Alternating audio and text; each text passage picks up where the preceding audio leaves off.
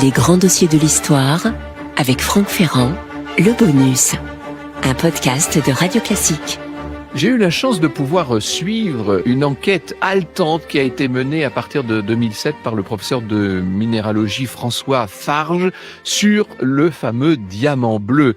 À partir du modèle de plomb qui a été retrouvé, de ce diamant bleu qui était donc au cœur de la parure de couleur des rois de France et que le roi Louis XVI portait avec sa toison d'or, ce professeur, François Farge, a procédé à une modélisation numérique en 3 dimensions pour vérifier que le Hope Diamond actuel s'intégrait sans peine au volume initial. Et il existait jusqu'alors un autre prétendant qui était le Muawad Blue Diamond, dont la forme plus allongée paraissait assez suspecte tout de même par rapport au diamant bleu de la couronne de France. Or, le modèle a été enregistré sous la mention suivante conservée aux archives du muséum, modèle en plomb d'un diamant remarquable par sa limpidité appartenant à monsieur Hope de Londres. Donc c'est bien le banquier anglais qui est au centre de l'affaire, c'est bien lui qui a racheté le diamant, l'a fait retailler. Cette opération coïncide naturellement avec les délais de prescription puisque le diamant réapparaît en 1812, c'est-à-dire 20 ans tout juste après le vol en septembre 1792, on a envie de dire,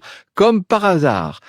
Si le délai de prescription est de 20 ans pour un vol, la vérité c'est qu'il n'y a pas de prescription pour le recel. Donc le Hope n'est pas à l'abri et à l'époque, il est vital qu'on lui donne un nouvel aspect. Selon François Farge, la dernière étape, c'était la reconstitution en pierre synthétique de la fameuse toison d'or portée par Louis XV et Louis XVI, qui a été un défi pour les experts et pour les grands orfèvres, encore fascinés par un objet qui est regardé comme la pièce fondatrice de la grande joaillerie française.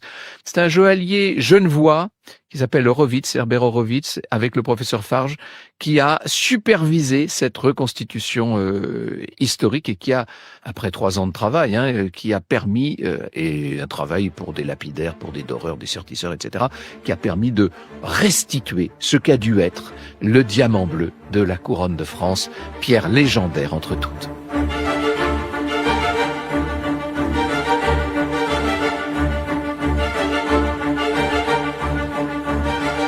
Radio Classique.